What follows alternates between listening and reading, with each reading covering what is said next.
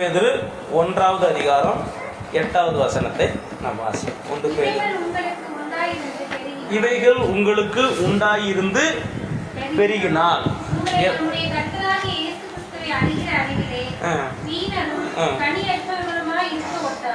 இப்ப இவைகள் உங்களுக்கு பெருக வேணும். என்ன பெருகணும்? இவைகள் அப்படின்னு ஒரு 8 காரியத்தை பரிசுத்த ஆவியானவர் அப்போஸ்தலனாகிய பேதுரு மூலமாக சொல்லி வைத்திருக்கிறார். இவைகள் உங்களுக்கு பெருக வேண்டும்.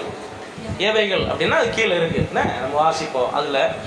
அப்போ அதை என்ன சொல்றாருன்னா, இது பெருகுனா என்ன நன்மை நடக்கும், இது பெருகினா என்ன நன்மை நடக்கும், அது என்ன சொல்றாரு அப்போஸ்தலனாகிய பேதுரு?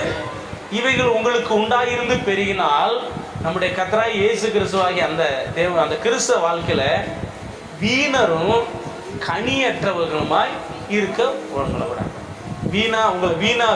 வீணா போகிற மாதிரி ஆகாது, கனி இல்லாம போகிற மாதிரி ஆகாது. வீணரும் கனியற்றவரும், விளங்காதவன் வீணா போனவன் சொல்லுவாங்கல்ல, அந்த மாதிரி ஆக மாட்டீங்க. கனியற்றவங்களாகவும், அதாவது ஒன்றுக்கு லாய்க்கு இல்லாம பிரயோஜனப்படாதவங்களா மாற மாட்டீங்க அப்படின்னு சொல்லிட்டு அப்போஸ்தலனாகிய பேதுரு பரிசுத்த ஆவியானவர் மூலமாய் அங்கே சொல்லுகிறதை பார்க்கிறோம். ஆமென். அல்லேலூயா, அல்லேலூயா. உங்களை வீணரும் கனியற்றவங்களுமா இருக்க விட்டார். பிரயோஜனமா இருக்கிறவங்க, 4 பேருக்கு பிரயோஜனப்படுகிறவங்க, ஆண்டவருக்கு பிரயோஜனப்படுகிறவங்க, ஆண்டவருக்கு பிரயோஜனமா இருக்கிறவங்களாக கர்த்தர் நம்ம என்ன செய்வாராக மாற்றுவாராக. ஆமென். அல்லேலூயா. இப்ப உதாரணத்துக்கு ஒரு பைபிள்ல லூக்கா 13 அதிகாரம் நினைக்கிறேன். அந்த 13 அதிகாரத்துல ஒரு சம்பவம், ஒரு ஓமை ஆண்டவர் சொல்லுவார். என்ன சொல்லுவார்னா, ஒரு மனுஷன் ஒரு திராட்சை தோட்டத்துல ஒரு அத்தி மரத்தை நட்டினான். என்ன செஞ்சான? அத்தி மரத்தை நட்டுன உடனே அந்த 6ஆம் வசனம் அதுல இருந்து எழுதியிருக்கும். அப்போ சொன்னார், நட்டிருந்தா ஒன்று என்ன செய்யல, காணல. எதுக்கு இந்த சொல்றாருன்னா, இப்போ நம்ம பிரயோஜனம் உள்ளவங்களா என்ன செய்யணும், கனி உள்ளவங்களா, 4 பேருக்கு பிரயோஜனம் உள்ளவங்களா மாறணும்னு சொல்லி அப்போஸ்தலனாகிய பவுல் பேதுரு மூலமா ஆண்டவர் நமக்கு சொல்லி இருக்கிறார். ஆனா அதே ஏசப்பா ஒரு ஓமை சொல்றாரு. ஒரு தோட்டத்துல ஒரு அத்தி மரத்தை நட்டிருந்தா அதுல கனி தேடுறா, காணும். அப்புறம் அந்த தோட்டத்தை நிர்வாகம் பண்ணிக்கிட்டு இருக்கிற அந்த நபர்கிட்ட சொல்றான், இது இந்த தோட்டத்துல என்ன செய்யுது இருக்கு, 3 வருஷமா பாக்குறேன், 3 வருஷமா என்ன செய்யல, கனியே இல்லை, இது என்ன செஞ்சிரு, வெட்டி போட்டு. பாருங்க, ஒரு விசுவாசி, ஒரு ஆண்டோடைய பிள்ளை கிறிஸ்துவுக்குள்ள வந்த உடனே அவங்களுக்கு கொடுக்கப்படுகிற நாட்கள் 3 வருஷத்துக்குள்ள அவங்க ரட்சிக்கப்பட்டு ஞானஸ்நானம் எடுத்து அபிஷேகம் பெற்று ஆவிக்குள்ள வளர்ந்து ஆண்டவருக்கு பிரயோஜனம் உள்ளவங்களா என்ன செஞ்சிடணும், மாறிடணும். ஒரு அலையில சொல்லுங்க பாப்பா, அல்லேலூயா. அது அப்படி மாறல அப்படின்னா அந்த நபரை ஆண்டவர் என்ன சொல்றாரு, இது சரியில்லையே, இது எனக்கு பிரயோஜனம் இல்லையே, இதை என்ன செஞ்சிரு, வெட்டி போடு அப்படிங்கிறார். அப்போ நம்ம அந்த நிலைமைக்கு நம்மள என்ன செய்யக்கூடாது, நம்ம போகக்கூடாது. நம்ம அந்த ஸ்பீடில் டக்கு என்ன செய்யணும், இப்போ ரட்சிக்கப்பட்டு ஞானஸ்நானம் எடுத்து ஞானஸ்நானம் எவ்வளோ நாளைக்குள்ள ரட்சிக்கப்படணுமோ அவ்வளோ ரட்சிப்பு கர்த்தருடையது, ரட்சிப்பை கொடுத்துருவாரு. ஞானஸ்நானம் எவ்வளோ நாளைக்கு எடுக்கணுமோ தெரிஞ்சு கொண்டா எடுத்துடணும். அடுத்து என்ன செய்யணும், பரிசுத்தாவியை பெற்றுக்கொள்ளணும். எடுத்தாலும் ஞானஸ்நானம் எடுக்காட்டாலும் பரிசுத்தாவி என்ன செய்யணும், பெறணும். ஆனால் பைபிள் என்ன சொல்லுது பார்த்தீங்களா, பரிசுத்தாவி பெற்ற பிறகு பேதுரு சொல்றாரு, நம்மை போல பரிசுத்தாவி பெற்றவங்க இவங்க என்ன செய்யக்கூடாது, தண்ணீரை விளக்கக்கூடாது அப்படிங்கிறார். அப்போ ஞானஸ்நானம் முக்கியமானது, பரிசுத்தாவின் அபிஷேகம் அதை விட முக்கியமானது. அடுத்து ஆண்டவருக்குள்ள வளருவது. இதை நம்ம டக்குன்னு செஞ்சுட்டு போயிட்டோம்னா, ரட்சிக்கப்பட்டு ஞானஸ்நானம் பெற்று அபிஷேகம் பெற்று ஆவிக்குள்ள வளர்ந்துட்டோம்னா அதுக்கப்புறம் நம்ம விலை உயர்ந்த பாக்கியவான்கள். அல்லேலூயா. அப்ப நம்ம ரட்சிக்கப்பட்டோம், ஞானஸ்நானம் எடுத்து அபிஷேகம் பெற்றோம்னா நம்ம விலை உயர்ந்தவங்க. அந்த இடத்துக்குள்ள வந்துடணும். அப்படி வராம இருந்துட்டோம்னா கண்டிப்பா நம்ம கனி கொடுக்க முடியாது, பிரயோஜனமா என்ன செய்ய முடியாது, இருக்க முடியாதுன்னு வேதம் சொல்லுது. அதனாலதான் சொல்லு. சரி, இப்போ சில ஆவிக்குரிய குணங்கள் பைபிள்ல பாத்தீங்கன்னா சத்தியம் இருக்குது, உபதேசம் இருக்குது. என்ன சொல்லுங்க, சத்தியம், உபதேசம். உபதேசம் ஒரு மாடலா இருக்கும், சத்தியம் ஒரு மாடலா இருக்கும். இயேசு கிறிஸ்து உபதேசம் பண்ணினாரு, சத்தியத்தை சொன்னார். இப்ப நம்ம கேட்க போறது உபதேசமா சத்தியமா? என்னதான் இருக்கும்? உபதேசம் என்பது சில நடைமுறை காரியங்கள், சிலரை சொல்லுவாங்க, இதை இப்படி செய்யலாம் அப்படி செய்யலாம் அப்படிம்பாங்களா, அது ஒரு என்னது உபதேசம். சத்தியங்கிறது எழுதப்பட்டது, இதை செஞ்சுதான் ஆகணும். சரிங்களா? இதை செஞ்சுதான் ஆகும். இப்போ நிறைய சபைகளில் இந்த ஆராதனை முறைமைகள் இதெல்லாம் இருக்கு. சொன்னதான். ஒரு அல்லேலூயா சொல்லுங்க பாப்பா. அல்லேலூயா. ஆண்டவர் சொன்னதான், அதை மாற்ற முடியாது. இது சத்தியம். உபதேசத்தை வந்து அப்படி எடுத்துக்கலாம், ஆனா சத்தியத்தை என்ன செய்ய முடியாது, மாற்ற முடியாது. ஏசப்பா சொன்னார், சத்தியத்தை அறிவீர்கள், சத்தியம் உங்களை என்ன செய்யும். எழுதப்பட்ட, ஆண்டவரால் கொடுக்கப்பட்ட ஆண்டவருடைய சட்ட திட்டங்கள், கட்டளைகள் எல்லாம் எனது நமக்கு சத்தியமாய் கொடுக்கப்பட்டிருக்கு. இதை இப்போ நம்ம கை கொள்ளணும். இப்போ அதை எடுத்துக்கோங்க. 2 பேர் 1ஆம் அதிகாரத்தில் என்ன செய்யுங்க. அதில் எத்தனை வசனத்திலிருந்து ஆரம்பிக்குது? 5ஆம் வசனத்திலிருந்து என்ன செய்யுது ஆரம்பிக்குது. 5ஆம் வசனத்தில் அப்போஸ்தலனாகிய பேதுரு வந்து சொல்லுகிறார், 8 காரியம் சொல்கிறார். முதலாவது என்ன சொல்றாருன்னா, முதலாவது என்னது? விசுவாசத்தை சொல்கிறார். என்ன சொல்றாரு சொல்லுங்க. நமக்கு நீங்க கனி இருந்து 4 பேருக்கு நீங்க பிரயோஜனமா இருக்கணும்னா உங்கள்கிட்ட அந்த ஆவிக்குரிய 8 காரியத்தை சொல்லுகிறார். ஒன்று என்ன சொல்றாருன்னா, நீங்கள் விசுவாசத்துல என்ன செய்யணும், உறுதியா இருக்கணும். எப்படி சொல்லுங்க? விசுவாசத்துல உறுதியா இருக்கணும். நிறைய மக்கள் பாருங்க, சர்ச்சுக்கு வருவாங்க, வந்துட்டு என்ன செய்வாங்க, போயிடுவாங்க, உறுதி இல்லாமல் போயிடுவாங்கன்னு பைபிள் சொல்லுது. கடைசி வரைக்கும் உறுதியா என்ன செய்யணும் சொல்லுங்க, கடைசி வரைக்கும். ஏன்னா பைபிள் இப்படி சொல்லுது இல்லையா, மத்திய 24ஆம் அதிகாரத்துல முடிவு பரியந்தம் நிலை நிற்பவனே ரட்சிக்கும். அப்போ கடைசி வரைக்கும் நம்ம என்ன செய்யணும், உறுதியாக இருக்கணும். அதுதான் விசுவாசம். அது பேர் என்ன பேர் சொல்லுங்க? விசுவாசம். அப்படின்னால என்னன்னா, காணாத ஒன்றை நம்புவது. காணாத ஒன்றை நம்புவது, காணாத ஒன்றை நம்புவது. அதாவது மிஞ்சின விசுவாசம் வேற, அது பைபிள் இல்லை. மிஞ்சின விசுவாசத்துக்கு பைபிள் இடம் கிடையாது. மிஞ்சின விசுவாசம் பண்ணுவாங்க, அறிக்கை செய்வாங்க, அதெல்லாம் நான் இப்பொழுது கோடீஸ்வரன் நான் மாற போறேன், நான் இப்படி ஆக போறேன், அப்படி ஆக போறதா, அதெல்லாம் வேதத்துக்கு புறமான விசுவாசம். அந்த விசுவாசத்தை ஆண்டவர் சொல்லலை. இப்போ நான் ஏசப்பாவை பார்க்கல, ஆனால் ஏசப்பா என்ன செய்கிறேன், உண்மையான தேவன் விசுவாசிக்கிறேன். அல்லேலூயா. தோமாட்ட ஏசப்பா சொன்னார், நீ என்னை பார்த்ததுனால கண்டதுனால விசுவாசிக்கிற, காணாமல் இருந்து என்னை விசுவாசிக்கிறவங்க பாக்கி. ஏசு இந்த பூமியில மனுஷனா வந்தார். அதுதான் விசுவாச பிரமாணம் ஒன்று வச்சிருக்காங்க இல்லையா. அந்த விசுவாச பிரமாணம் எதுக்குன்னா, அதையெல்லாம் நான் ஏற்றுக்கொள்கிறேன்னு சொல்லி அதை அறிக்கை செய்வது. இப்ப கர்த்தராகிய இயேசு கிறிஸ்துவை உன் ஆவினால, உன் வாயினால, உன் இருதயத்தில் ஏற்றுக்கொண்டு உன் ஆவினால நீ அறிக்கை செஞ்ச என்ன செய்வே, ரட்சிக்கப்படுவாய். அப்போ நமக்கு முதலாவது தேவை விசுவாசம். விசுவாசங்கிறது அந்த காணாத ஒன்றை நம்புறதுக்கு மட்டும் பேர் விசுவாசம் இல்லை, கடைசி வரைக்கும் கர்த்தருக்குள்ள நிலைத்து நிற்பது என்னதான் விசுவாச வாழ்க்கை. அல்லேலூயா. குறையக்கூடாது. என்ன செய்யக்கூடாது? குறையக்கூடாது. குறையும் போது அந்த மனுஷனுடைய வாழ்க்கை, இது கிறிஸ்தவ வாழ்க்கையில நம்ம செய்ய வேண்டிய கிறிஸ்தவ வாழ்க்கை என்பது விசுவாச வாழ்க்கை. கொஞ்சம் கூட கர்த்தரை என்ன செய்யக்கூடாது. இப்போ நாங்கள் ஆராதிக்கிறோம், 20 வருஷத்துக்கு மேலே ஆண்டவர், இதுக்கு மேலே என்ன வேணும்? இதெல்லாம் நமக்கு கிடைக்காம எத்தனையோ பேர் என்ன செய்கிறாங்க, விசுவாசி லிஸ்ட்லேயும் நிறைய பேர் இருக்காங்க, நிறைய ஊழியக்காரங்க கூட இந்த லிஸ்ட்டில். ஆனால் அதுக்காக தேவனை குறை சொல்ல முடியுமா? என்ன செய்யக்கூடாது. எங்கேயும் பாருங்க, கர்த்தரை நம்புவர்களுக்கு ஒரு நன்மையும் குறையப்படாது. கர்த்தரை தேடுகள் உங்கள் இருதயம் மகிழ்வதாக சொல்லியிருக்கு. அவரை நம்பினவர்களே ஒரு நாள் வெட்கப்படுத்தினதே இல்லை. நம்மகிட்ட ஏதாவது குறை வருது, இது வருதுன்னா நம்மளால மட்டும்தான் வருமே ஒழிய அவர் ஒரு நாளும் குறை கொடுக்கிற தேவன் அல்ல. அல்லேலூயா. நமக்கு ஒரு தீமை வருதுன்னா அது நம்மளால தான் இருக்கும் ஒழிய கர்த்தர் ஒரு சின்ன விஷயத்துல கூட அவர் நம்மளை என்ன செய்ய மாட்டார். ஒரு சோதனை வருதுன்னா, சோதனை வேறு, பரீட்சை வேறு. சொல்லுங்க, என்ன வேறு? சோதனை வேறு, பரீட்சை என்பது கர்த்தர் கொடுக்கிறது. என் பிள்ளை தேறி இருக்கானான்னு பாக்குறது, சரிங்களா? சோதனைங்கிறது யார் கொடுக்கறது? பிசாசு கொண்டு வரது போகுது. கிறிஸ்தவ வாழ்க்கையில நம்ம சரியா என்ன செய்யணும், போய்கிட்டே இருக்கணும். ஆமென், அல்லேலூயா. அதனாலதான் அதுக்கு பேர் தான் விசுவாச வாழ்க்கை. சும்மா ஆண்டவரை நம்புறோம், விசுவாசம் அறிக்கை செய்கிறோம், அந்த விசுவாசம் இல்லை. விசுவாசம் என்பது கிறிஸ்தவ வாழ்க்கை, பின்வாங்காத வாழ்க்கை, ஒவ்வொரு நாளும் முன்னேறி கொண்டிருக்கிற வாழ்க்கை, ஆண்டவரை குறை சொல்லாத ஒரு வாழ்க்கை தான் கிறிஸ்தவ வாழ்க்கை. இதுக்கு பேர் தான் என்ன வாழ்க்கை? விசுவாசம். பேதுரு சொல்றாரு, இந்த விசுவாசத்தை என்ன செய்யுங்க, கொஞ்சம் கூட்டுங்க. என்ன செய்யுங்க சொல்லுங்க, கூட்டுங்க. அல்லேலூயா. கூட்டுறதுன்னா எப்படி?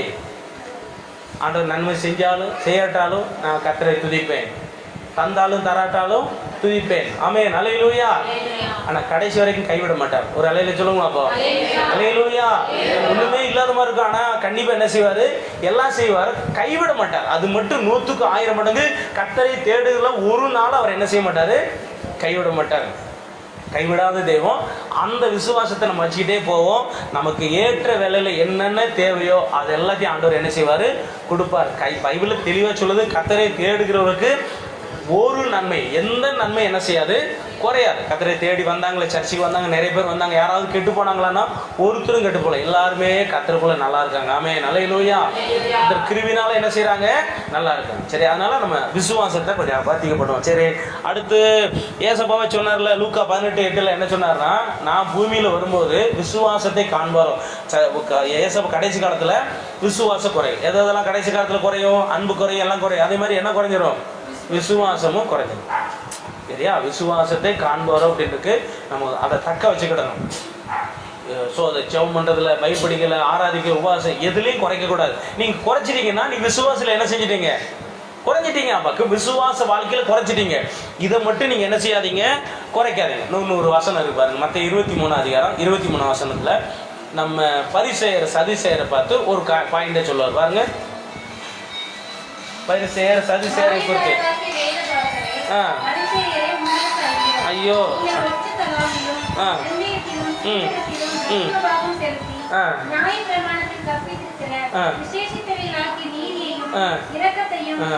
விசுவாசத்தை என்ன செஞ்சிட்டீங்க, விட்டு விட்டீங்க. பாத்தீங்களா என்ன சொல்றாரு, பாத்தீங்களா, எல்லாமே செய்றீங்க. அவங்க சொல்றாங்க, நம்ம இந்த தசமாவது சொல்லும் போது ஒட்டலாம், மறி கொழுந்து, அதாவது அவங்க தோட்டத்தில் விளைகிற எல்லா சின்ன சின்ன பொருளையும் என்ன செய்றீங்க, தசமம் கொடுத்து ரைட்டப்பா.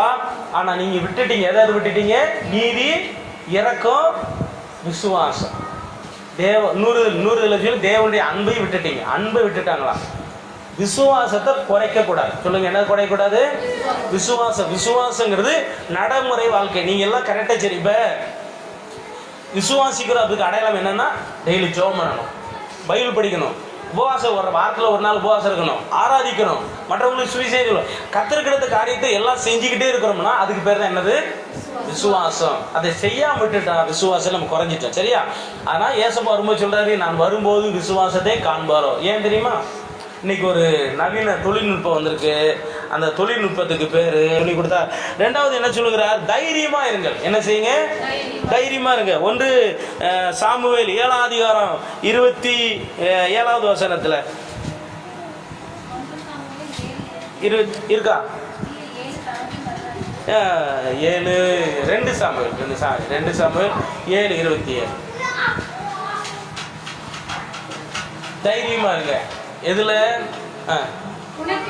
வீடு கட்டுவே,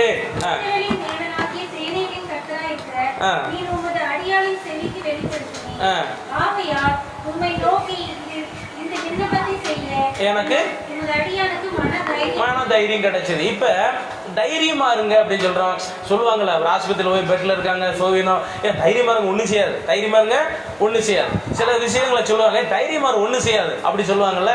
இப்ப தாவீது கர்த்தருக்கு ஆலயம் கட்டணும்னு நினைச்சான். ஆண்டவர் சொல்ல, நான் உனக்கு என்ன செய்யறேன், வீடு கட்டுறேன். ஒரு அலையில சொல்லுவா, அப்போ அல்லேலூயா. நான் தேவனுக்கு எதையாவது ஒண்ணு செய்ய நினைக்கும் போது தேவன் சொல்றார், நான் உனக்கு என்ன செய்யறேன், நீ எனக்கு எதை செய்ய விரும்புகிறாயோ அதை நான் உனக்கு என்ன செய்யறேன். சரி, நம்ம தைரியமா இருக்க சொல்றாரு. எப்படி இருக்க சொல்றாரு, தைரியமா இருங்க. அல்லேலூயா. 1 யோவான் 5:14 ஒரு தைரியத்தை சொல்றாரு. என்ன தைரியமா இருக்க சொல்றாரு பாருங்க. 1 யோவான் நிருபத்துக்கு போயிருங்க. நாம் எதையாகிலும் அவருடைய சித்தத்தின்படி கேட்டால் அவர் நமக்கு செவி கொடுக்கிறார் என்பதை பற்றி நாம் கொண்டிருக்கிற தைரியம். நம்ம ஜெபம் பண்ணுனா கண்டிப்பா பதில் கொடுப்பாரா. நீங்க என்ன செய்யுங்க, தைரியமா இருங்க. விசுவாசத்துல சோர்ந்து போகாதீங்க. தைரியத்தை கூட்டுங்க, விசுவாசத்தை கூட்டுங்க.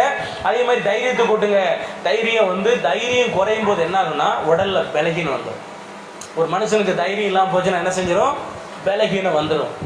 சவுலை குறித்து சொல்லப்பட்டிருக்கிறது, அந்த பூமிக்குள்ள இருந்து அந்த ஆவி வந்துச்சு, சாமுவேலுங்கிற பேர்ல வந்துச்சு. நீ ஆண்டவர் விட்டுட்ட, அதனால ஆண்டவர் உன்னை விட்டு விலகிட்டாரு. நாளைக்கு நீயும் உன் குமாரன் என் கூட என்ன செய்வீங்க. இப்போ சொன்னா உடம்புல இருக்கிற அத்தனை பலனும் போய் அப்படி நெடி தாங்கி கிடையா என்ன செஞ்சானா, கீழே விழுந்தானா. விழுந்து பலகீனமாயிட்டான். அவ்வளவு திறமைசாலி இப்போது பலகீனமாயிட்டான். அந்த தைரியத்தை இழந்து விட்டான். தைரியமா இருங்க. ஆமென், அல்லேலூயா. எதை குறித்தும் கவலைப்படாதீங்க. இவர் சொல்றாரு, நான் உமக்கு ஆலயத்தை கட்டலாம்னு நினைச்சேன், ஆனா நீர் எனக்கு என்ன செஞ்சிருக்கிறீர், எனக்கு என்ன தேவையோ அந்த வீட்டை கட்டுகிறீர். அல்லேலூயா. நம்ம ரெண்டு வீடு நமக்கு கட்டப்படணும். ஒன்று மாம்சீகத்துல கண்டிப்பா ஆண்டவர் கொடுப்பார். அதே மாதிரி ஆவிக்குரிய வீட்டு தாவீதுக்கு சொன்னாரு, நிரந்தரமா உனக்கு பாத்தீங்கன்னா ஒவ்வொரு ராஜா சவுல் ராஜா அவன் ஆண்டவருக்கு பிரியமா இருந்தான்னு அவன் சந்ததி பூரா என்ன செய்யும், ராஜாக்கள் வந்திருப்பான், இறந்துட்டான். தாவீது பிடிச்சிக்கிட்டு, ஆண்டவரே என் வாழ்க்கை என் குடும்பத்தை என்ன செய்யுங்க, கட்டுங்க. அவன் ராஜா, அவன் மகாராஜா பேர அப்படி வரிசை என்ன செய்யுது. அந்த கிருபையை ஆண்டவரிடத்துல நம்ம என்ன செய்யணும், நம்ம வாங்கணும். அதுக்கு அவன் என்ன செஞ்சான் தெரியுமா, தாவீது ஆண்டவருக்கு ஆலயத்தை கட்டணும், ஆண்டவருக்கு ஏதாவது ஒன்று செய்யணும், ஆண்டவருக்கு ஏதாவது ஒன்று செய்யணும்னு அங்கலாய்த்தான். அந்த அங்கலாய்ப்பை தான் கர்த்தர் பார்க்கிறார். அல்லேலூயா. நீங்கள் ஆண்டவருக்காகவும் அவருடைய காரியத்துக்காக நீங்க அங்கலாய்க்கும் போது, நீங்க வேதனைப்படும் போது, ஆண்டவரை நீங்க நேசித்து ஆண்டவருக்காக ஏதாவது ஒன்று செய்ய நினைக்கும் போது, நம்ம குடும்பத்தை ஆண்டவர் என்ன செய்வார், நம்முடைய குடும்பத்தை கட்டுவார். கட்டுறதுன்னா சும்மா இல்லை, அது நிரந்தரமா நம்முடைய குடும்பங்கள் சந்ததிகளால். ஒரு பாருங்க, ஒரு சந்ததி பெரிய நிலையில் இருப்பாங்க, அடுத்த சந்ததிகள் என்ன செய்யும், மறைஞ்சு போயிடும். சரிங்களா? அந்த காட்சிகளை பற்றி சொன்னாங்க. மனுஷனுடைய வாழ்க்கை உலகத்தில் என்னதான் செய்தாலும் கடைசியில் வாழ்க்கை என்ன செய்யுது, வீணாக போயிடும். அந்த அந்த அந்த மனுஷனுடைய வாழ்க்கையை குறித்து சொன்னாங்க. அவ்வளவு அராஜகம் பண்ண கடைசியில் என்ன செஞ்சான், பிச்சை எடுக்கிற நிலைமைக்கு. கர்த்தருக்காக நாம் எதை செய்தாலும் அது நமக்கு திரும்ப என்ன செய்யும், வரும். நாம் பாருங்க, அந்த சந்ததி, அந்த நபர்களுடைய சந்ததி இன்னைக்கு இல்லை. அந்த அந்த அந்த அப்படி இருந்தவங்க கடைசியில் இன்னைக்கு அந்த சந்ததிகள் என்ன செஞ்சிருச்சு, அழிஞ்சு போச்சு. இன்னொரு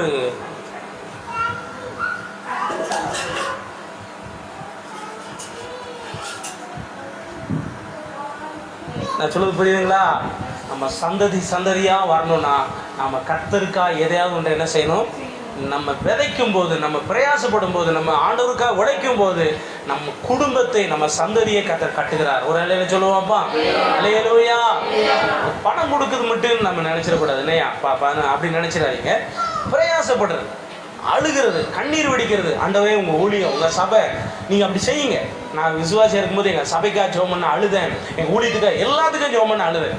நீங்க எல்லாத்துக்கும் ஜெபம் பண்ணணும், சபைக்கு ஊழியத்துக்கு, ஆனா எல்லாத்துக்கும் ஜெபம் பண்ணணும், அழுகணும். நீங்க அப்படி செய்யும் போது கர்த்தர் உங்க சந்ததி என்ன செய்வார், கட்டுவார். நீங்க தைரியமா. தாவீது சொல்றாரு, எனக்கு இப்ப தைரியம் வந்துருச்சு, நான் இப்படி நினைச்சேன் ஆண்டவரே, நீர் என் குடும்பத்தை என்ன செய்யறீர், அது பாருங்க வருஷ கணக்காய் அப்படி சொல்லுவார். கர்த்தர் தொடர்ந்து ஆசீர்வதிப்பாராக. ஆமென், அல்லேலூயா.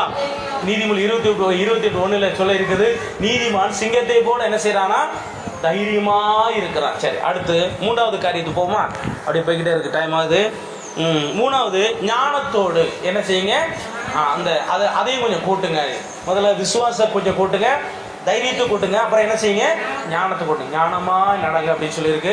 நம்ம ஆண்டவர்கிட்ட கேட்போம், ஆண்டவரே இது சில நேரத்தில் நம்ம பேசுறது கரெக்டாக தெரியாது, ஆனால் ஆண்டவர்கிட்ட என்ன செய்யணும், நம்ம கேட்க வேண்டியிருக்கு. நிறைய பேசிட்டு கடைசியில் பார்க்கும்போது தான் இது தவறும், இந்த இடத்துல இதை பேசக்கூடாதோ அப்படின்னு வரும்.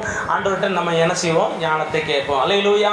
நமக்கு ஞானத்தை கர்த்தர் என்ன செய்வாராக, கொடுப்பாராக. பிரசங்கி 9:13 அந்த 16 வரைக்கும் ஞானத்தை குறித்து வாசிங்களேன். அதில் ஒரு பட்டணம் இருக்குது, நான் சொல்லியிருந்தேனே, ஒரு பட்டணம் இருந்துச்சு. அங்கே ஒரு பெரிய ராஜா வந்து அந்த பட்டணத்துக்கு வரது என்ன செய்கிறான், முற்றுகை போடுறான். அங்கே ஒரு ஏழை மனுஷன் இருக்கிறான். அந்த மனுஷன் தன்னுடைய ஞானத்தினால அந்த பட்டணத்தை என்ன செஞ்சான், விடுவிச்சான். ஆனாலும் அந்த மனுஷன் என்ன செஞ்சாங்க, மக்கள் மறந்து போயிட்டாங்க. இதுதான் இன்னைக்கு நடக்கிறது. இன்னைக்கு இதுதான் நடக்குது. நிறைய ஆண்டவர் நன்மை செய்திருக்கிறார், ஆண்டவர் மறந்துடுறாங்க. ஆண்டவர் செய்த எல்லா காரியத்தையும் நிறைய மக்கள் என்ன செய்யறாங்க, மறந்து போயிடறாங்க. பாருங்க, அந்த பட்டணத்தை ஒரு ஏழை விடுவித்தான். பெரிய பணக்காரன் கிடையாது, தைரியவான் கிடையாது, ஞானம் உள்ள ஏழை. அவனை விடுவிச்சது எது, ஞானம். நமக்கு ஞானம் இருக்கும்போது எல்லா தீமையிலிருந்து கர்த்தர் நம்மளை என்ன செய்வார், வரக்கூடிய எல்லா தீமையில சொல்லிட்டு, இது போகாத, இதை செய்யாத, இதில் மாட்டிக்கிடுவே, இது உனக்கு தீமையை கொண்டு வரும், இதை உனக்கு நஷ்டத்தை கொண்டு வரணும் அப்படின்னு சொல்லிட்டு ஆண்டவர் அந்த ஞானத்தை கொடுக்கும்போது ஞானமா என்ன செய்வார், நம்மளை நடத்துவார், எல்லா தீமைகளுக்கும் நம்மளை விலக்கி காப்பாற்றுவார். அல்லேலூயா. அந்த பட்டணத்தை விடுவிச்சது யாரு, ஒரு ஞானி. அந்த ஞானி பணக்காரன் கிடையாது, ஏழைன்னு சொல்லிருக்கு. அப்போ ஆண்டவரே எனக்கு ஞானத்தை கொடும், எனக்கு வர ஏதாவது தீமைகள் வருதுன்னா அதுலேருந்து நான் என்ன செய்யணும். சில நேரத்தில் வாயினால் மாட்டிக்கிடுவாங்க, சில செய்கையினால் மாட்டிக்கிடுவாங்க, ஏதோ ஒன்றுல நம்ம மாட்டிக்கிடுவோம். பைபிள் சொல்லுது, புதிய ஏற்பாடு ஏசப்பட சொல்லுவார், நீ உன் வாயினால என்ன செஞ்சுட்ட, மாட்டிக்கிட்ட, அதனால விடுவிக்கிறதுக்கு பிரயாசப்படலைன்னா நீ உன்னை போய் அவன் என்ன செய்வான், செயலில் போட்டுருவான் அப்படின்னு சொல்லி நீதிமொழியில என்ன சொல்லியிருக்கு. சரி, ஓகே, கர்த்தர் ஆசீர்வதிப்பா. 1 ராஜாக்கள் 4 அதிகாரம் 29 வசனத்தில் சாலமோனை குறித்து சொல்லப்பட்டிருக்கிறது. ஞானத்தையும் மனோவிருத்தியும், ஞானத்தையும் கடற்கரை மனோவிருத்தியையும் கர்த்தர் கொடுத்தார். நம்மகிட்ட கேட்போம், ஆண்டவரே எனக்கு இந்த ஞானத்தை என்ன செய்யுங்க, கொடுங்க. ஞானம் ஒரு மனுஷனை விடுதலையாக்கும், ஞானம் ஒரு மனுஷனை பெரியவனாக்கும், ஞானம் ஒரு மனுஷனை கனப்படுத்தும். அல்லேலூயா. எல்லாவற்றுக்கு மேல இந்த ஞானங்கிறது யாரை சொல்லுகிறதுனா பரிசுத்த தேவனை என்ன செய்கிறது, அவர் நமக்குள்ள வரும்போது நம்மை விடுவிக்கிறார், நம்மை உயர்த்துகிறார், நம்ம 4 பேருக்கு முன்னாடி என்ன செய்கிறார், கனப்படுத்துகிறார். அந்த ஞானத்தினால கர்த்தர் நம்ம என்ன செய்வாராக, நிரப்புவாராக. புதிய ஏற்பாட்டில் வாசிக்கும் போது சொல்லி இருக்குது, நம்ம லூக்கா அப்போஸ்தலர் 6 அதிகாரம் 10 வசனத்தில் ஸ்தேவானுக்கு முன்னாடி பைபிள் போட்டுருப்பாருங்க. ஸ்தேவான் என்ன செய்யறான், ஞானத்தினாலும் விசுவாசத்தினாலும் நிரப்பப்பட்டுதான் அவன் பேசின ஞானத்தையும் ஆவியும் மக்களால் எதிர்த்து நிற்க முடியும். அப்படி ஆண்டவர் நம்மளை என்ன செய்வாராக, நிரப்புவாராக. அப்படியே நம்மை நிரப்பி ஆண்டவர் ஆசீர்வதிக்கிட்ட இந்த ஞானத்தை நமக்கு கொடுப்பாராக. அந்த ஞானத்தை கொஞ்சம் நமக்கு என்ன செய்வோம், வளர செய்வோம். சங்கீதக்காரர் சொல்றாரு, ஆண்டவரே ஞானமுள்ள இருதயத்தை எனக்கு தாரும். சரி, அது இவர் நம்ம 90 சங்கீதத்தில் சொல்லுவார், ஞான இருதயத்தை எனக்கு என்ன செய்யுங்க, எங்களுக்கு அப்படி என்ன செய்யுங்க தாங்க. கர்த்தாவே உமக்கு கொடான கோடி சோத்திரம். லூக்கா 21:15 இந்த ஞானத்தை குறித்து ஒரு வசனம் இருக்கு. லூக்கா 21:15.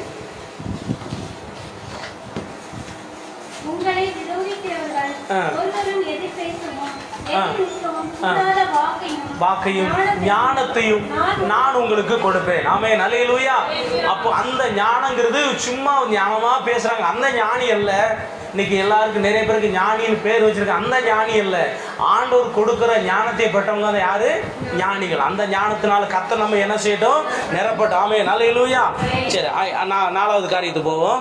இச்சை அடக்கம் அப்படின்னு சொல்லி. அடுத்து என்னது, இச்சை அடக்கம் அப்படின்னா ஆங்கிலத்தில் செல்ஃப் கண்ட்ரோல் அப்படின்னா சுய கட்டுப்பாடு அப்படின்னு சொல்ல. என்னது, சுய கட்டுப்பாடு. இப்போ நமக்கு ஒரு வண்டி இருக்குது இல்லையா, வண்டியில் பிரேக் வச்சிருக்கிறாங்க, கீர் வச்சிருக்கிறாங்க. எதுக்கு, நம்ம ஒரு ஒரு கட்டுப்பாட்டுக்குள்ள தான் என்ன செய்யணும், நம்ம போகணும் அப்படின்னு. ஒரு கீர் எதுக்கு வச்சிருக்கிறாங்கன்னா, ஃபர்ஸ்ட் கீர் இந்த இடத்துல ஃபர்ஸ்ட் கீரில் போகணும், இந்த இடத்துல செகண்ட் கீரில் போகணும், இந்த இடத்துல ஆமாம் நல்ல ஃப்ரீயாக இருக்குது, எந்த இடைஞ்சலும் இல்லைன்னா எத்தனை கீர்னாலும் என்ன செய்யலாம், போகலாம். ஊருக்குள்ளே போகும்போது இத்தனை கீரில் தான் என்ன செய்யணும், இத்தனை கிலோமீட்டர் வேகத்தில் போகணும். ஒரு பள்ளிக்கூடம் இருக்குது, ஒரு மருத்துவமனை இருக்குன்னா அந்த இடத்துல வேகத்தை குறைச்சி என்ன செய்யணும், போகணுங்கிறது ஒரு ஒரு என்னது ரூல்ஸ் இருக்குது. தமிழ் என்னது, விதி. சரியா, ஒரு நமக்கு நம்ம இந்திய அரசாங்கம் கொடுத்துக்கிற ஒரு சட்ட விதி. சரியா, இப்படி தான் நடக்கணும்னு சொல்லி. அப்போது நம்ம ஆண்டுடைய பிள்ளைகளாக இருக்கிற நமக்கு இச்சை அடக்கணும்னு என்ன செய்வது தேவைப்படுகிறது. அது என்னன்னா, அதுக்கு சில வசனங்கள் வாசிங்களேன். அப்போஸ்தலர் 24:25. அப்போஸ்தலர் 24 அதிகாரம் 25 வசனம்.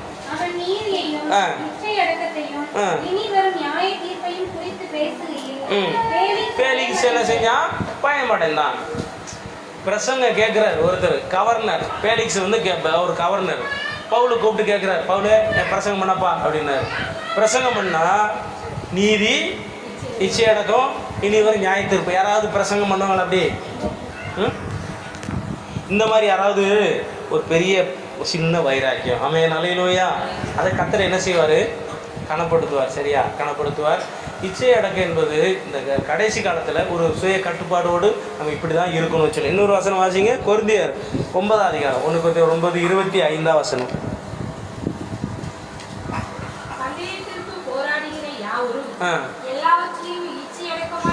எதுக்காக நம்ம இச்சை அடக்க சொல்றாருன்னா, பரலோகத்துக்கு போகிறோம், நம்ம வந்து ஒரு கட்டுப்பாட்டில் இருக்கணும். பிரேக் இருக்கணும், கீர் இருக்கணும், எல்லாமே என்ன செய்யணும், இருக்கணும். நம்ம ஒரு பரலோக ராஜ்யத்துக்கு போய்கிட்டு இருக்கிறதுனால நமக்குன்னு ஒரு கட்டுப்பாடு இருக்கணும். கட்டுப்படாமல் இருக்குமானால் அந்த வாழ்க்கை, அந்த வண்டி எங்கேயோ போய் விழுந்து மண்டையை என்ன செய்ய உடச்சிக்கணும் இல்லையா? அது மாதிரி ஒரு சுய கட்டுப்பாடோடு கூட நம்ம வாழ சொல்லி கர்த்தர் நமக்கு இந்த நாட்களை சொல்லி இருக்கிறார். அல்லேலூயா. இதை என்ன செய்யுங்க, கொஞ்சம் கூட்டுங்க. இதை என்ன செய்யுங்க சொல்லுங்க, அவங்க ஒரு சட்டம் சொல்றாங்க, இவ்வளவுதான் சாப்பிடணும், இதைத்தான் சாப்பிடணும். எப்படி? இவ்வளவுதான் சாப்பிடணும், இதைத்தான் சாப்பிடணும். பாருங்க, நிலைமை அப்படி ஆயிடுதா? அதை கொஞ்சம் எக்ஸ்ட்ரா மீறின உடனே என்ன செஞ்சிருது, உடல் பாதிக்கப்படுது. இது வந்து எதுக்கு எதுக்குன்னா சுய கட்டுப்பாடுன்னு சொல்லி. இது உலகத்திற்கே இப்படி இருக்குமானால் பரலோக ராஜ்யத்துக்கு போகிற நம்ம கட்டுப்பாடோடு என்ன செய்யணும் சொல்லுங்க, இருக்கணும். அல்லேலூயா, அல்லேலூயா. என் வாழ்க்கை இப்படி தான் இருக்கும். நான் யாருக்காக வாழ மாட்டேன் சொல்லுங்க. யார் என்ன செய்ய மாட்டேன், யாருக்காக வாழ மாட்டேன், யாருக்காக வாழ மாட்டேன். எது அளவு இருக்கணும்னு நம்ம வேதம் சொல்லுதோ அந்த அளவு எங்களுக்கு உங்களுக்கும் ஒரு அளவு வச்சிருப்பார். இப்படி தான் இருக்கணும், அப்படி என்ன செய்யணும், இருக்கணும். ஒரு அலையில சொல்லுவோம் அப்போ, அல்லேலூயா. எதுக்கு அப்படின்னா இதெல்லாம் நமக்குள்ள இருந்துச்சுன்னா இடற மாட்டோம், நல்ல கனி கொடுப்போம், உறுதியா என்ன செய்வோம், இருப்போம். அதுக்கு தான் அப்போஸ்தலன் பேதுரு சொல்றார். சரியா? இச்சை அடக்கம் அப்படின்னா சுய கட்டுப்பாடு. எல்லாவற்றிலையும் பேச்சில் இருக்கட்டும், செயலில் இருக்கட்டும், சாப்பாட்டில் இருக்கட்டும், எல்லாத்துலேயும் ஒரு கட்டுப்பாடு என்ன செஞ்சுக்கிட வேண்டியதான், வச்சுக்கிட்டோம்னா உடம்பு என்ன செய்யும், நம்ம உடம்பு ஆரோக்கியமாக இருக்கும். அல்லேலூயா சொல்லுவோமா? அல்லேலூயா. செபத்தில் கட்டுப்பாடு வச்சிடக்கூடாது. பாஸ்ட் கட்டுப்பாடை சொல்லிருக்காரு, நீ கொஞ்சம் குறைச்சிக்கிடுவோம். செபத்தை கொஞ்சம், வேதத்தை கொஞ்சம் என்ன செய்வோம், குறைச்சிக்கிடுவோம். அபிஷேகத்தை அதை குறைக்கூடாது, அது என்ன செய்யணும், கூடணும். கர்த்தருக்கு எடுத்த காரியம் கூடணும், உலகத்துக்கு எடுத்த காரியம் என்ன செய்யணும், குறையணும். இந்த ஒரு 4 பொம்பளைங்க உட்காந்து புறணி பேச கூடிக்கிட்டு இருக்கு. நம்ம கர்த்தருக்கு எடுத்த காரியம் கூடணும், மற்ற காரியங்கள் என்ன செய்யணும், குறை. இதுக்கு பேர் தான் செல்ஃப் கண்ட்ரோல். சரி, ஓகே. அடுத்து பொறுமை குறித்து சொல்லப்பட்டிருக்கு. சங்கீதம் 40:1 கர்த்தருக்கான நான் பொறுமையுடன் காத்திருந்தேன், அவர் திரும்பி என்னிடமா திரும்பி என்ன செஞ்சாரா, பொறுமையா இருக்கும். நிறைய இடத்துல பொறுமை வாயை விட்டுருது. என்ன இப்படி பேசிட்டாங்களே அப்படின்னு என்ன செய்யுது, நான் யார் என்னையே போட்டு பேசிட்டாங்களே, வருதா இல்லையா, வருது நேரத்தில் வந்துருச்சுல, மாட்டமான்னு வருது. வேண்டாம் கத்திருக்கா என்ன செய்வோம், பொறுத்தவங்க என்ன செய்வாங்க சொல்லுங்க, பூமி ஆளுவாங்க. நம்ம யார் என்ன வேணாலும் சொல்லிட்டு போறாங்க. இப்போ குறை இல்லாத மனுஷன் கிடையாது, ஆனா ஆவிக்குரிய குறை மட்டும்தான் என்ன செய்யக்கூடாது, வரக்கூடாது. இனி இப்படி பேசிட்டாங்களா அப்படி பேசிட்டாங்களேன்னு சொல்லி அந்த குறைகளை நம்ம என்ன செய்யறோம். ஆனால் பைபிள் சொல்லுது, பொறுமையா இருக்கும்போது கர்த்தர் என்ன செய்வார், அவர் நமக்கா என்ன செய்வார், யுத்தம் பண்ணுவார். பொறுமையில பெருகட்டும். அல்லேலூயா. நீதிமொழிகள் 25:15 வேகமா வாசிங்க. நீதிமொழிகள் 25:15. ஆமா, நீண்ட பொறுமையினால பிரபுவை என்ன செய்யலாம், சம்மதிக்க பண்ணலாம். நம்ம பொறுமையா இருக்கும்போது கர்த்தர் என்ன செய்வாரு. அடுத்த சில வசனங்கள் வாசிங்க. லூக்கா 8:21 2 அதிகாரத்தில் இருக்கு. லூக்கா 8:15 வசனம். லூக்கா 8:15. கேட்டு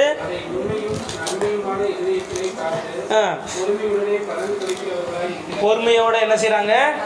இப்ப பாத்தீங்களா, பொறுமை என்ன செய்யுது, பலனை கொடுக்க செய்யுது. ஒரு அலையில சொல்லுங்க பாப்போம். அல்லேலூயா. பொறுமையா இருந்தா என்ன செய்யும், பலன் கிடைக்கும். இன்னைக்கு விதைச்சு நாளைக்கு அறுவடை செய்யணும். அது என்னது, இப்ப பாத்தீங்கன்னா சில பயிர்கள் சில தொழில்நுட்பத்தை கொண்டு இன்னைக்கு நல்ல தென்னை மரம் ஒரு காலத்தில் என்ன இருந்துச்சு, நாட்டு தென்னை மரம் இருந்துச்சு, மெதுவாக தான் காய் காய்க்கும். ஆனால் சரியா, அது மாதிரி பொறுமையாக இருக்கும்போது பைபிள் சொல்லுது, தெளிவாக சொல்லுது, பொறுமை என்ன செய்யுது, பலனை கொடுக்க. நல்ல அப்படியே இருப்போம், ஜெபம் பண்ணிக்கிட்டே இருப்போம். நம்ம பண்ணுற ஜெபம், நம்ம பண்ணுற ஊழியம், நீங்கள் கண்ணீர் வடிக்கிறது, நீங்கள் கவலைப்படுறது, கவலையாக இருக்கிறது, நீங்கள் அழுகிறது, பிரயாசப்படுறது ஒன்று கூட என்ன செய்யாது. பைபிள் சொல்லுது, தெளிவாக சொல்கிறேன், பைபிளே சொல்லுது, நீங்க எதை கர்த்தருக்கா என்னென்னலாம் செய்றீங்களோ ஒன்று கூட என்ன செய்யாது வீணா. பைபிளே சொல்லுது பாருங்க, அவருடைய கிரியைகளும் அவர்களோடு கூட என்ன செய்யுமா. வெளிப்படுத்துற விசேஷம் வாசிக்கிறோம், அவர் இது முதல் கர்த்தருக்குள் மரிக்கிறவங்க பாக்கியவான்கள், அவர்களுடைய கிரியைகளும் அவர்களோடு கூட என்ன செய்யுமா. நம்ம என்னென்னலாம் பூமியில் நல்லதை விதைச்சிருக்கோமோ நம்ம கூட என்ன செய்ய போகுது, வரப்போகிறது. அல்லேலூயா. ஏசப்பா உட்காந்துருக்கும்போது அவருக்கு முன்னாடி நிற்க போகிறோம். அவருக்கு முன்னாடி நிற்கும் போது நம்ம கூட நம்ம செஞ்சது கூட நல்லதெல்லாம் வந்து என்ன செய்யும், நின்றுக்கிட்டு நம்ம என்னென்ன நன்மை செஞ்சோமோ அதெல்லாம் நம்மளை சுற்றி நிற்கும்.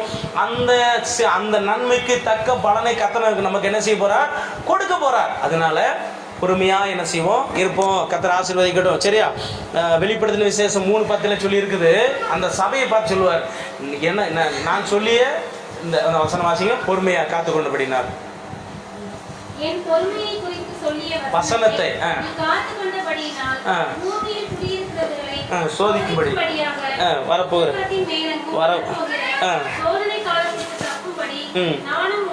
ஒரு அலையில சொல்லிருங்க பார்ப்போம்.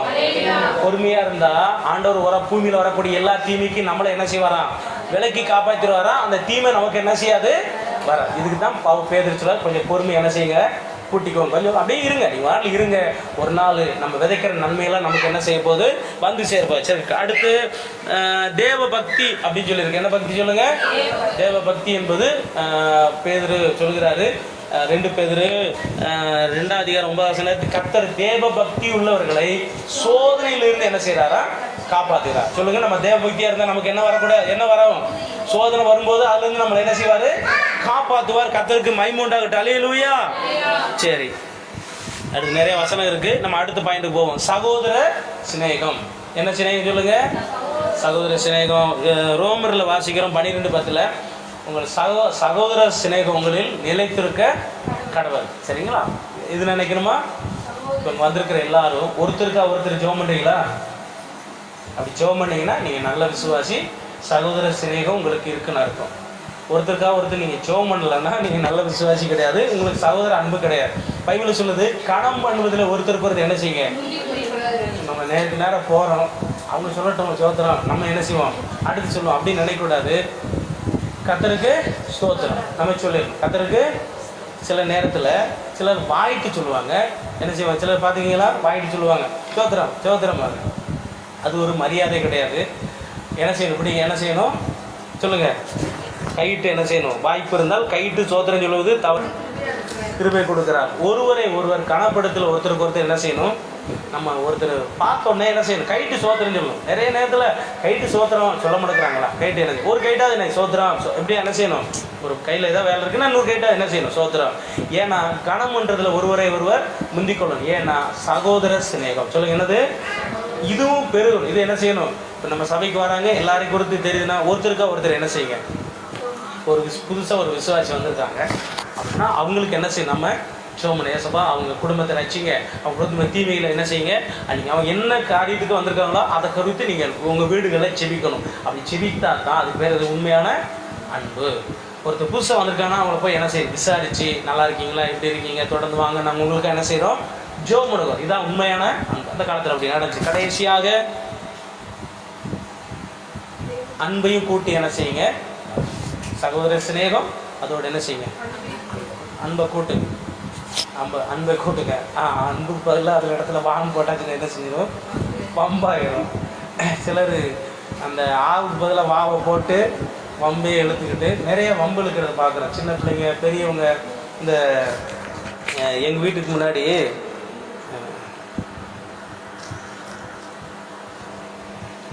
அது என்ன செய்யுது, அசுத்தங்களால் நிறைந்திருக்கு.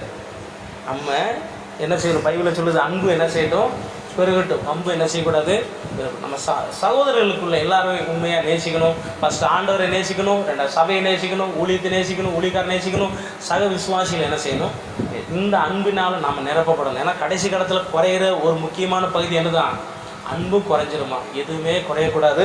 ஆண்டவர் சமூகத்தில் நம்ம ஜெபம் பண்ணுமா. லூக்கா 11:42 அன்பை குறித்து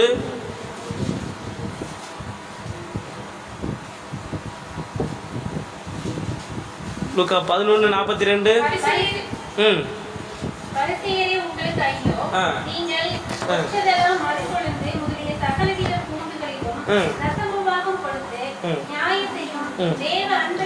தேவ அன்பை என்ன செஞ்சிட்டீங்க, விட்டுட்டீங்க.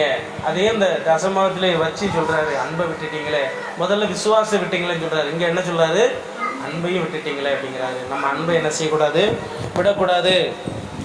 கொரிந்தியர் 14:1 அன்பை நாடுங்கள் அப்படின்னு. என்ன நாடுங்க? அன்பு. வட மாநிலங்களில் பார்த்தீங்களா, வட மாநிலம் இல்லாமல் போகிறது தான். ஏசப்பா அன்பு இருந்ததுனால தான் நமக்காக உயிரை என்ன செஞ்சார்? கொடுத்தார். அல்லேலூயா. அவர் அவரிடத்துல அன்பு, அந்த அன்பத்தை நம்மகிட்ட கொடுத்துருக்கிறாரு. நமக்குள்ளேயே அந்த அன்பு என்ன செய்யணும்? வைத்திருக்கணும். சரியா? அன்பை நாடுங்கள் அப்படின்னு இருக்கு. ஏன்னா எதை நாடுங்க? ஒரு சபை, ஃபர்ஸ்ட் சபை எபேசு சபையை பார்த்து அங்கே சொல்லுவார், எல்லாம் ரைட்டுப்பா, ஆனால் நீ என்ன செஞ்சுட்ட? ஆதியிலிருந்து அன்பை என்ன செஞ்சுட்ட? விட்டுட்ட. இன்னைக்கு அந்த அன்புள்ள சபைகளாக நம்மை கர்த்தர் மாற்றுவாராங்க. இந்த 8 காரியம் ஒரு மனுஷனுக்குள்ள இருக்கும்போது அவன் வளருவான், பெருகுவான், பிரயோஜனமா இருப்பான். அவன் ஆண்டவருக்கு பிரயோஜனம் மாத்திரமல்ல, எல்லாருக்கும் பிரயோஜனமா இருந்து அவன் கனி கொடுத்து அவன் நல்ல உயர்த்தப்படுவான். அல்லேலூயா. அதனால பவுல் பேதுரு சொல்கிறார், இவைகள் உங்களுக்கு உண்டாயிருந்து பெருகினால் நீங்க வீணா போக மாட்டீங்க, 4 பேருக்கு பிரயோஜனம் உள்ளவர்களா என்ன செய்வீங்க? மாறுவீங்க. எல்லாரும் கண்களை மூடி ஜெபம் பண்ணுமா? ஏசப்பா, நாங்கள் உமக்கு நன்றி செலுத்துவோம். எல்லாரும் கண்களை மூடி, ஆண்டவரே உமக்கு நாங்கள் நன்றி செலுத்துவோம். இவைகள் எங்களுக்குள்ள பெருகட்டும் ஆண்டவரே, இவைகள் எங்களுக்குள்ள